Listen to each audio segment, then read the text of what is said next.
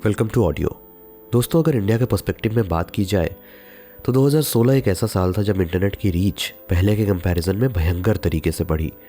आंकड़ों के अकॉर्डिंग अगर देखा जाए तो जहां 2016 में इंटरनेट यूज़र्स इंडिया में अराउंड 355 मिलियन यानी कि 35.5 करोड़ के आसपास थे, वही ये नंबर 2020 में बढ़कर 60 करोड़ के आसपास हो गई। दूसरे शब्दों में अगर देखा जाए तो 2016 में इंडिया के टोटल पॉपुलेशन का कुछ 16.5% 16.5% लोग इंटरनेट यूज़ करते थे, वही 2020 में लगभग 43% यानी 43% of the Indian population internet use करने लगी। और इसका एक सीधा सिंपल रीज़न था हाई स्पीड इंटरनेट का काफ़ी सस्ते प्राइस पर पूरे देश में एक साथ अवेलेबिलिटी। इंफॉर्मेशन एंड टेक्नोलॉजी के फील्ड में जो रेवोल्यूशन हम आज देख रहे हैं उसका मेजर क्रेडिट अगर हम रिलायंस जियो को दें तो ये गलत नहीं होगा। अब अगर इतना बड़ा रेवोल्यूशन या क्रांति अगर इस क्षेत्र में हुई तो बड़ी सिंपल सी बात है कि हमारी ज़िंदगी जीने के तरीके पर इसका एक बड़ा इफेक्ट होने वाला था। तो आइए देखते हैं इफेक्ट क्या हुआ। हाई स्पीड इंटरनेट के आ जाने की वजह से हमारी डिजिटल प्रेजेंस बढ़ने लगी।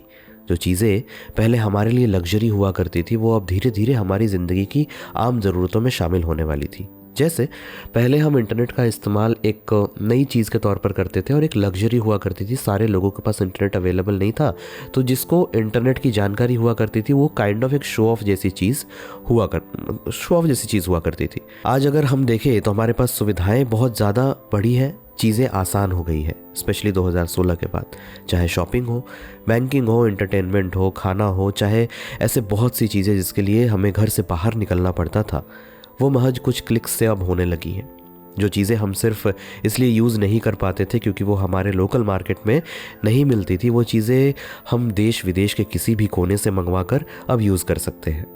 इंटरनेट ने काफ़ी लोगों को रोज़गार भी दिया है, चाहे वो एक डिलीवरी बॉय की नौकरी हो, चाहे वो बड़ी बड़ी कंपनियों में आप वर्क फ्रॉम होम का जो नया कॉन्सेप्ट आया है उसकी बात करें, या दूर गांव में बैठी कोई 11-12 की लड़की डॉक्टर बनने का सपना आज अगर देख सकती है, जिस गांव से उसे वैसे तो नहीं निकलने दिया जाता because of the obvious reasons, वो सपना भी अगर अब साकार हो सकता है तो सिर्फ और सिर्फ इंटरनेट के रेवोल्यूशन की वजह से।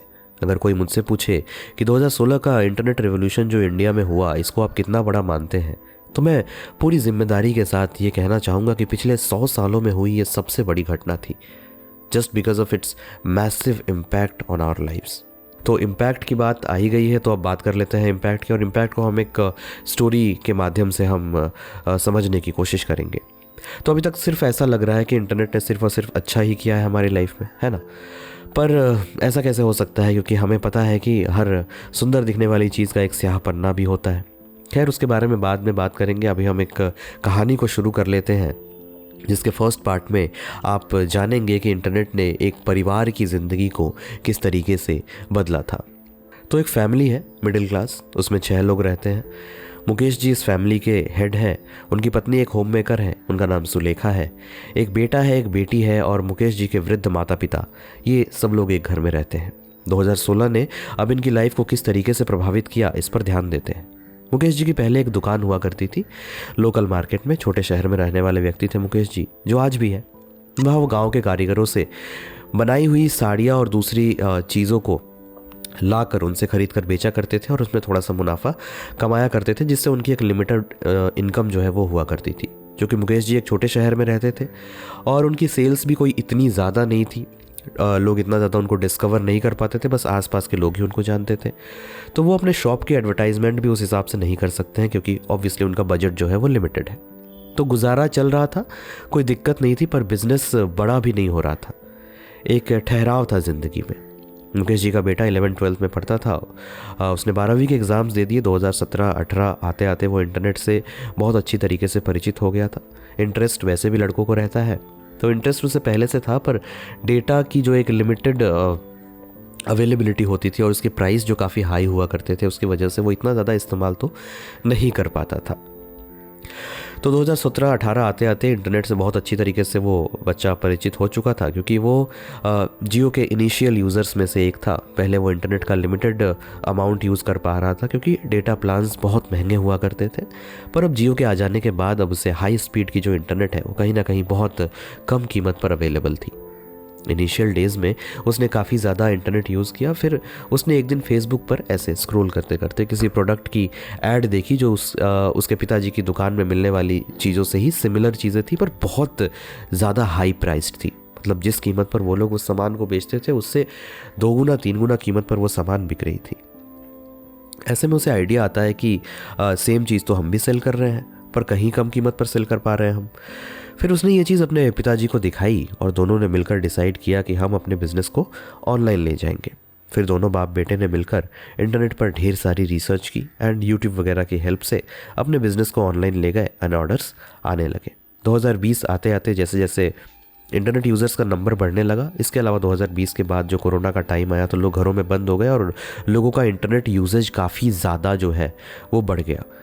तो उनका बिज़नेस पहले से कई गुना इस समय में बढ़ गया था। अब एक साथ मुकेश जी, उनकी फैमिली और जिन कारीगरों से मुकेश जी आर्टिकल ख़रीदते थे, सबकी ज़िंदगी पहले से कई गुना बेहतर हो गई।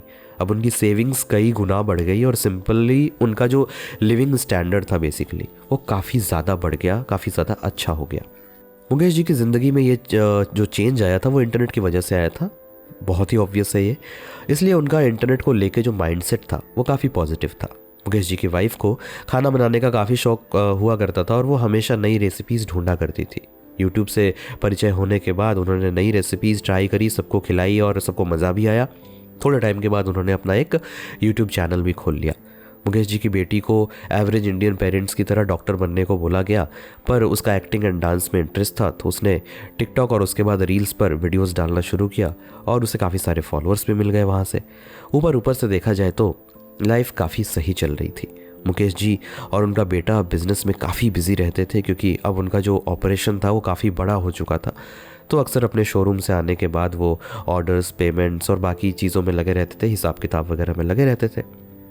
मुकेश जी की वाइफ सुलेखा जी का यूट्यूब चैनल भी अब मोनेटाइज हो चुका था और वो एक जाना माना चेहरा बन चुकी थी यूट्यूब पर। डॉक्टर बेटी अब बड़ी टिकटॉकर या फिर रीलर बन चुकी थी और चूँकि अब उसे इतने लोग फॉलो करते थे और उसे ब्रांड डील्स वगैरह मिलने लगे थे तो फैमिली को भी कोई दिक्कत नहीं थी इस बात से। फैमिली को दिक्कतें हमेशा तभी होती है जब आप कुछ अर्न नहीं कर रहे होते, जब आप कोई ऐसा काम कर रहे होते हैं जिससे आपको कोई फ़ायदा ना हो, आप अर्न ना कर रहे होते हैं। एक बार आप किसी भी चीज़ में अर्न करने लगे तो फैमिली को ज़्यादा प्रॉब्लम अधिकांश केसेस में नहीं होती है। बूढ़े दादा दादी पर थोड़ा अकेला फील करने लगे थे। दिक्कत नहीं थी वैसे देखा जाए तो कोई, क्योंकि पहले से तो बेटर कंडीशन में ही थे। हाँ, पर यह है कि पहले थोड़ी प्रॉब्लम होती थी फाइनेंशियली तो सब एक दूसरे का हौसला बढ़ा लेते थे कि अच्छे दिन आएंगे। अब अच्छे दिन आ गए थे, पर जिनके साथ उन अच्छे दिनों को सेलिब्रेट करना था वो बहुत बिजी हो गए थे। सुलेखा जी को यूट्यूब पर अब लोग जानने लगे थे और आसपास में भी वो काफ़ी फेमस हो गई थी, तो घर और फैमिली को मैनेज करना उनके लिए थोड़ा मुश्किल हो रहा था। बेटी टिकटॉक और इंस्टाग्राम पर सक्सेसफुल थी, पर उसे भी कहीं ना कहीं पता था कि ये लॉन्ग टर्म करियर ऑप्शन तो नहीं हो सकता। पर अब पढ़ाई के लिए टाइम नहीं निकल पा रहा था क्योंकि ऑब्वियसली प्रेशर बहुत ज़्यादा था। सेम प्रेशर सुलेखा जी को भी था क्योंकि ऑडियंस की रिक्वेस्ट आती थी कि नई वीडियो डालिए, और सेम उनकी बेटी के साथ भी था। सब अपने में बिजी होने लगे थे, उन्हें भी थोड़ा बहुत एहसास था इस चीज़ का, पर ये प्रॉब्लम जो थी वो कम होने के बजाय अब बड़ी होने वाली थी जिससे वो सब अनजान थे। तो आगे क्या हुआ, उनकी अच्छी चलती ज़िंदगी क्या अच्छी चलती रही, क्या जो प्रॉब्लम्स आए थे उनका सल्यूशन हो पाया, दादा दादी की क्या कहानी रही, ये चीज़ें हम अगले एपिसोड में जानने की कोशिश करेंगे जो नेक्स्ट वीक आएगा। मैंने जानबूझ के ये एपिसोड ज़्यादा लंबा नहीं रखा है क्योंकि वैसे भी लोग देखते नहीं है, जैसा कि मैं एनालिटिक्स में देख पाता हूँ। तो छोटे छोटे एपिसोड्स में हम 3 या 4 एपिसोड्स में, या देखा जाए अगले एपिसोड में इसको ख़त्म करने की भी कोशिश कर सकते हैं। तब तक इस वीडियो के बारे में जो बोलना है आप कमेंट में बोलिए। अच्छा लगा तो लाइक कीजिए, बुरा लगा तो डिसलाइक कीजिए और रीज़न बताइए। चैनल को सब्सक्राइब नहीं किया है तो सब्सक्राइब करके बेल नोटिफिकेशन ऑन कर दीजिए ताकि आगे के एपिसोड आपसे मिस ना हो। ख्याल रखिए अपना और अपनों का। हम कहानी को अगले एपिसोड में कंटिन्यू करेंगे और विश्वास कीजिए बहुत अच्छी कहानी होने वाली है, बहुत कुछ आपको सीखने को मिलेगा। मैं आपसे अगले एपिसोड में मिलता हूँ, तब तक के लिए take care and bye bye.